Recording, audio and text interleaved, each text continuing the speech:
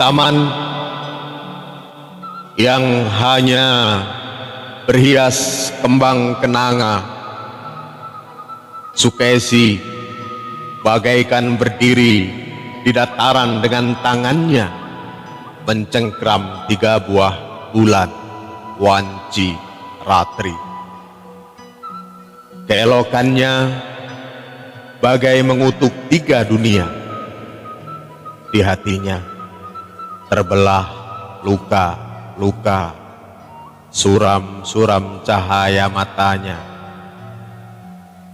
Sukesi bagaikan putri dewa matahari yang tak mau lelah dalam amarahnya. Sukesi, anakku,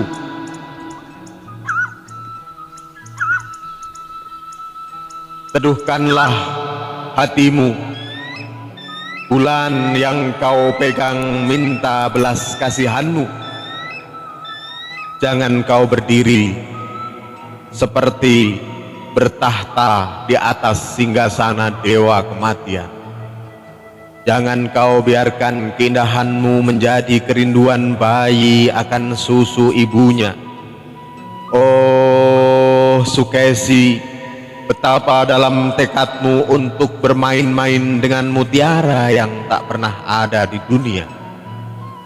Belum waktunya sebenarnya permintaanmu kuturuti.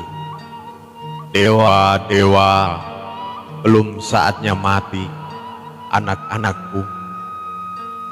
Dewa-dewa, belum saatnya mati anakku. Tapi Sukesi, demi anakku Danarja dan demi kalian berdua, sekarang juga akan kuwedarkan makna dari sastra Jendra Hayuningrat Pangruating Diu, kata Begawan Wisrawa. Matanya basah dengan air kurban dari makhluk-makhluk yang kesunyian. Tak cukup kukatakan dengan kata-kata, sastra Jendra itu bukan kata-kata. Ia adalah kehidupan, anakku. Tenangkan hatimu seperti embun pagi yang belum terganggu matahari. Jangan kau menjerit kepada siapapun, sebab di sekitarmu tak ada siapapun, tak ada apapun.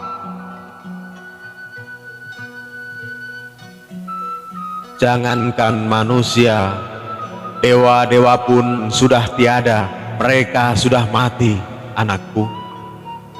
Hanya dalam ketiadaan dan kematiannya itulah mereka berada dalam kehidupan sejati.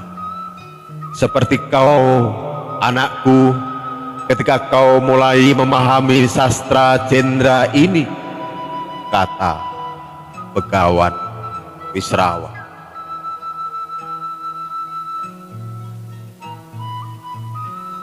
Sukesi lalu mandi dalam samudra cinta, menggigil dalam kehangatan tubuhnya seperti berdiri di puncak dunia yang berdekatan dengan surya. Bagai bulan sinar matanya, rambutnya mengurai, menghelai bunga-bunga tanjung, menyulamkan kehidupannya di pelataran bunga kenanga. Sukesi, lihatlah sungai yang mengalir di taman ini. Pahamilah dia, dan kau akan mengerti akan rahasia kehidupan yang kaya di dalamnya. Kau akan melihat betapa di kedalamannya bermain-main beribu mutiara gemerlapan, udara yang segar berenang di permukaannya, dan kebiruan cahaya langit berkaca kepadanya. Tinggallah bersama dia, belajarlah dari dia, dan cintailah dia, maka akan terbukalah bagimu berjuta rahasia, kata Wisrawa. Sukesi, menatap aliran sungai yang hening di taman bunga kenanga. Matanya disesapi berbagai warna dan hatinya pun terbuka akan suatu makna. Rahasia sungai itu adalah rahasia hidupnya. Ia melihat sungai itu berjalan, tetap berjalan dan terus berjalan. Tapi sungai itu tetap berada di sana, senantiasa di sana. Sungai seperti merindukan sesuatu dalam perjalanannya, namun justru dalam kerinduannya ia menjadi selalu baru. Sukesi, apa yang kau lihat? Tidakkah dari sungai itu kau mengerti akan suatu rahasia, bahwa sebenarnya waktu itu tidak ada dalam kehidupanmu? Tanya Wisrawa. Sukesi tersenyum. Senyumnya seperti menghambat peredaran bulan purnama. Sungai di mana-mana sama begawan. Ia sama di mata airnya, sama di muaranya. Airnya tetap sama meski ia mengarungi air terjun, menelentang di samudera raya, terjepit di sela-sela bukit atau pegunungan. Ia sama dalam amarahnya ketika mengamuk menjadi air bah, sama seperti dalam keramahannya ketika bernyanyi menjadi sungai kecil di sebuah desa, sama seperti dalam kesedihannya ketika ia merintih menjadi hujan, gerimis rintik-rintik. Jawab Sukesi. Sukesi, pahamkah kau sekarang akan arti manusia dan masa depanmu? Kau harus tetap sama Sukesi, tapi hendaklah kesamaanmu selalu membuahkan kerinduan, supaya hidupmu selalu baru. Kerinduanmu itulah yang membuat kau tak pernah muda, tak pernah tua. Itulah hakikat waktu, anakku. Dan dalam waktu itulah berada di hidupmu, kata Wisrawa. Sukesi lalu teringat akan mimpinya ketika ia berada di suatu dunia yang tak mengenal siang, tak mengenal malam. Ia merasa menggenggam bulan dan matahari di tangannya, gelap dan terang sekaligus. Tapi tiba-tiba mencuat sebuah cahaya menggulung menjadi mega yang berarak, gemerlap diiringi suara mulia, gamelan para bidadari.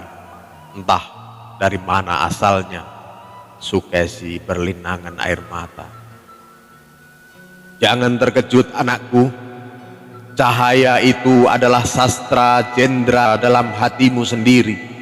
Maka jangan camkan aku, camkan hatimu sendiri. Tak ada manusia atau pribadi, yang ada hanyalah manusia dan pribadi dalam hatimu. Kebijaksanaan manusia tersembunyi dalam hatimu sendiri, seperti malam yang bersayapkan terang, seperti kehidupan bersayapkan kematian. Kebijaksanaan hati itulah Sukesi yang seharusnya bicara dan kau patuhi, kata Wisrawa. Sukesi lalu meratapi hatinya. Dari hatinya mengalir kelemahannya berupa penderitaan dan kesengsaraan yang pernah dialaminya. Dari hatinya pula mengalir kekuatan berupa kebahagiaan dan kegembiraan. Dan hatinya kemudian menjadi penjelajah 7 jagat raya. Wajahnya yang cantik dan tubuhnya yang molek bergetar dan merasa tidak mempunyai arti apa-apa berhadapan dengan hatinya.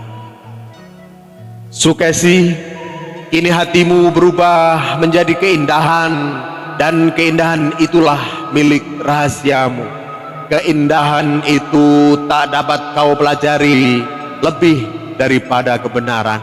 Keindahan itu adalah keseimbangan antara kebahagiaan dan penderitaan, antara kegembiraan dan kedukaan, antara harapan dan kenyataan.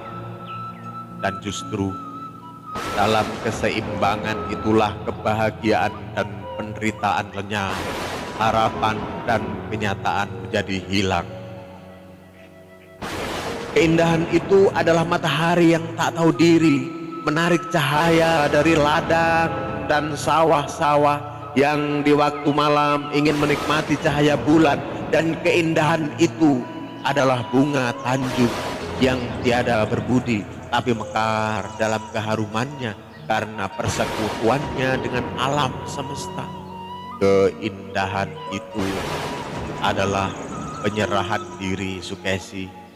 Kini terbanglah bersama keindahanmu itu, kata kawan Sarawak. Sukesi terbang dalam keindahannya, hening di mana-mana, dan alam keheningan itu ia merasakan dirinya sebagai titah. Sebagai titah, ia merasa dunia bukan lagi tempat tinggalnya. Ia ingin menggapai keabadian yang bercahaya bagaikan lentera istana para dewa, tapi kematian mengikatnya pada bumi yang melengking dengan bunyi sangkakala. Sukesi, maukah kau kesini? Lepaskan dirimu. Terdengar suara gaib itu terus memanggilnya. Makin menarik, suara itu bercampur dengan madah mantra-mantra sunyi. Sayup-sayup bunyinya, bau boreh, anak bayi semerbak di sekitarnya. Mata Sukesi menjadi lelah dan semangatnya reba. Ia merasa bahwa ia masih berada dalam dosa, maka ia tak dapat ke sana. Ia belum bersih dan suci sebagai titah. Dari sinilah ia merasa bahwa ia masih perlu diruat, dibersihkan dari segala yang jelek dan jahat oleh yang menitahkan. Sukesi menyerahkan dirinya. Ia merasa berada di antara selo matangkep. Di telinganya terdengar suara meringkik. Raksasa, raksasa bertelanjang badan, membawa gada-gada dahsyat. Nyanyian mereka adalah badai yang mengerikan. Tawa mereka meremukkan kepala manusia. Lalu mereka mabuk dengan darah manusia. Sukesi merasa sesak bernapas. Bau busuk mayat-mayat menusuk hidungnya. Di sana sini hura-hura. Sukesi, apa yang kau rasakan sekarang adalah hawa nafsumu sendiri.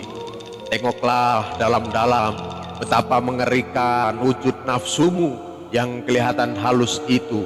Kecantikanmu yang sombong adalah raksasa yang kasar dan telanjang badannya. Tertawamu yang memikat adalah amarah mereka yang meremukkan kepala manusia. Dan cintamu yang badaniah adalah kemabukan akan darah manusia. Cita-cita akan keagungan adalah keinginan mereka untuk masuk ke dunia yang panas apinya, kata suara gaib itu.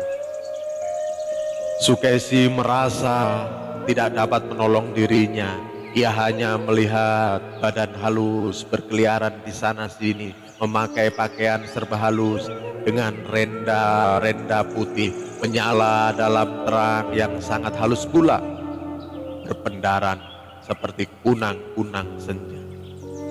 Hanya mereka kehilangan, hanya mereka kelihatan tak berdaya.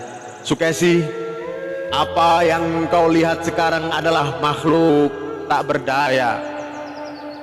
Hatimu sendiri, anugerah yang memberimu titah.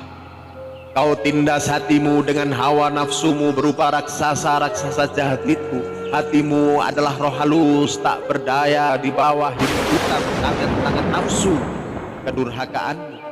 Roh halus itu bisa mengalahkan raksasa-raksasa jahat itu, Sukesi. Asal kini kau meruat dirimu dengan kembali pada jalan dari yang menitahkanmu, dengan cara menyingkirkan dosa dan hawa nafsu, kata suara gaib itu lagi. Sukesi mengheningkan dirinya, mendengarkan nyanyian kekekalan gamelan putih, memohon hawa nafsu disingkirkan daripadanya. Lembah-lembah itu lalu tertutup dengan suatu samudra keheningan hati dan roh halus di dalam dirinya.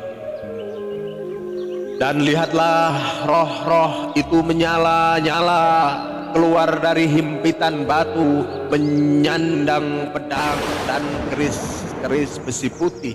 Gerakan mereka dahsyat, tapi serba mulia dan mempesona. Senjata-senjata itu mengeluarkan api keemas-emasan, memenggal kepala-kepala raksasa. Langkah mereka gemulai, tapi kaki-kaki mereka menginjak kepala para raksasa sampai remuk dan menimbulkan suara mengguntur. Mayat-mayat raksasa tergeletak, darahnya hitam mengalir. Jeritan para raksasa itu sangat menyayat hati. Mereka mati. Sukesi mengalami pergulatan batin antara nafsu dan roh baik di dalam dirinya. Kemenangan roh-roh halus menyiramkan, kemenangan roh-roh halus menyirnakan hawa nafsunya, dan dengan cara demikian itu ia sudah diruat menuju kesuciannya. Sukesi berjubah putih-putih, damai, bahagia, dan hening.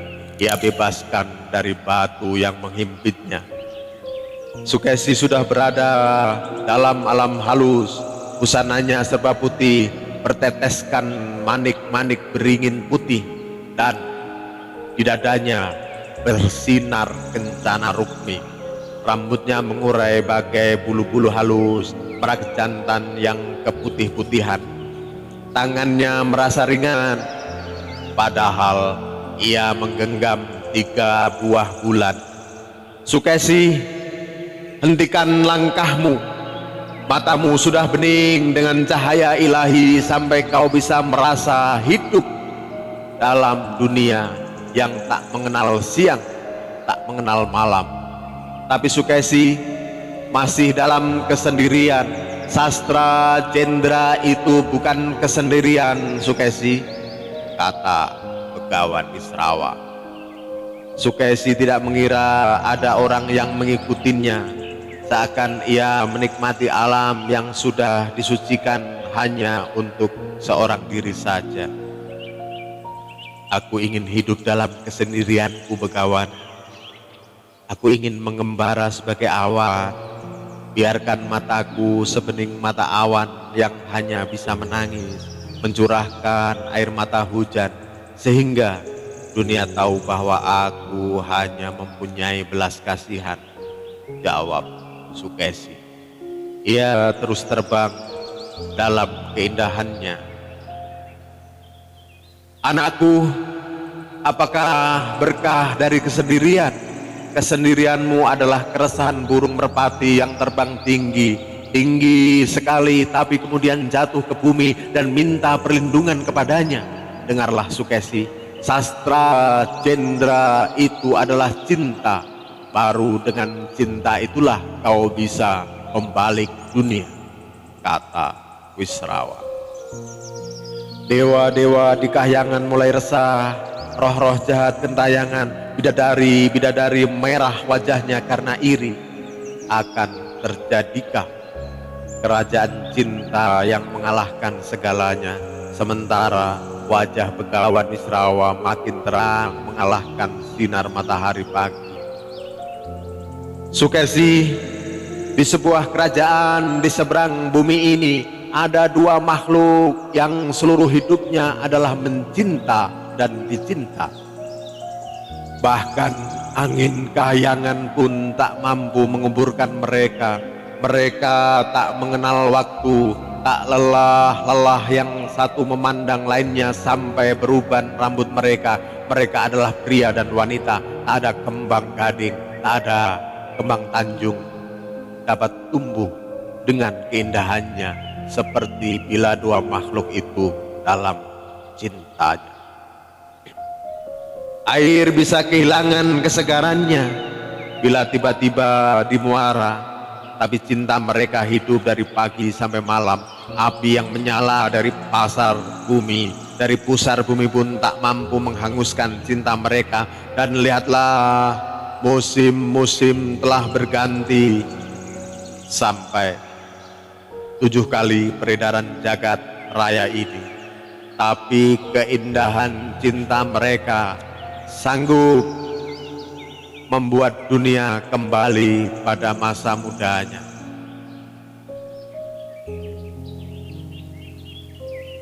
Sukesi, pria telah memetik sekuntum kembang menur dari wanita, tapi wanita tak merasa taman hatinya tercuri kesuciannya, sebab dengan memetik sekuntum kembang menur itu, pria membunuh dirinya sebagai kumbang yang kehilangan sengatnya. Bibir merah wanita bukanlah kelopak bunga yang menantang asmara matahari pagi, melainkan pelangi yang berisi aneka warna rahasia kehidupan. Dan ketika pria mencium bibir wanita, terbukalah aneka warna rahasia kehidupan itu.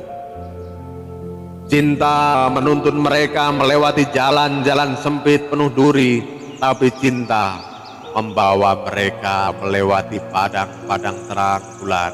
Cinta menjerumuskan mereka ke dalam jurang-jurang dalam, tapi cinta mengangkat mereka ke puncak gunung kembar, di mana berdiri pohon beringin kembar. Cinta menyeret mereka masuk ke pondok yang hampir rubuh bila dilihat dari luar, tapi begitu tiba di dalam, mereka berada dalam balairung yang dihampari permadani, yang tersulam aneka bunga-bungaan. Begitulah Sukesi, dalam cinta dan kebahagiaan serta penderitaan itu bersatu, lebur menjadi kehidupan, kata Wisrawa.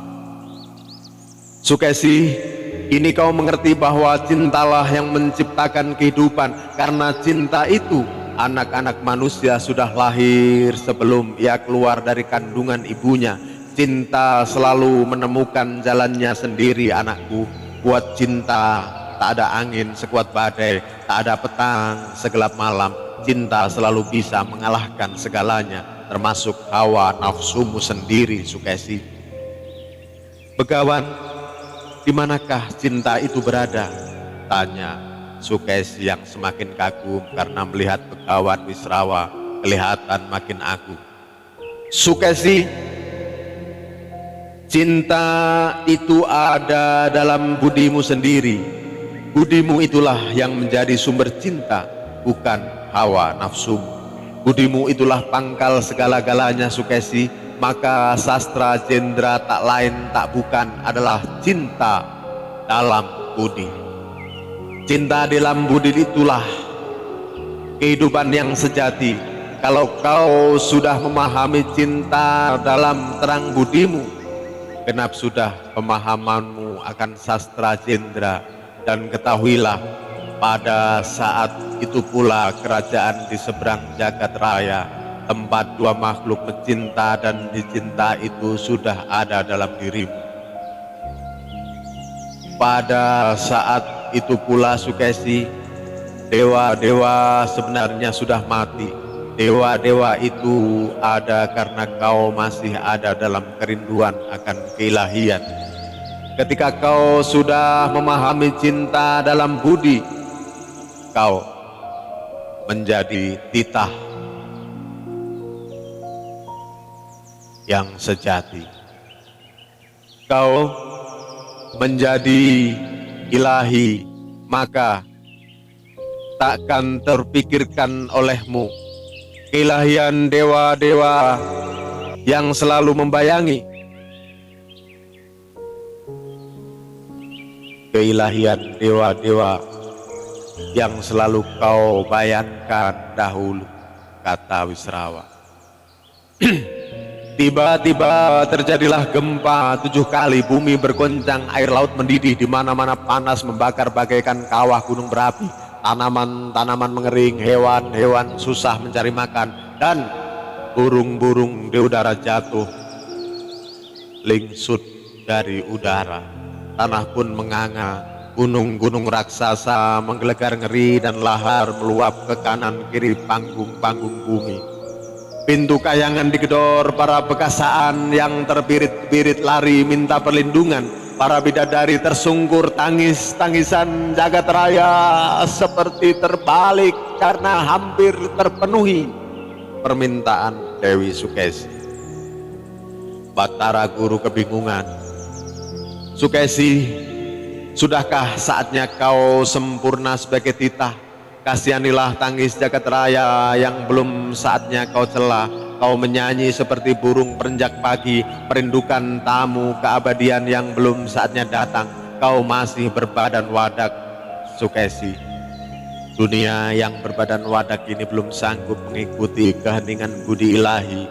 Maka bergoncanglah keseimbangan jagat raya ini, teriak Batara Guru yang mengintip keindahan Sukesi dari celah-celah awan.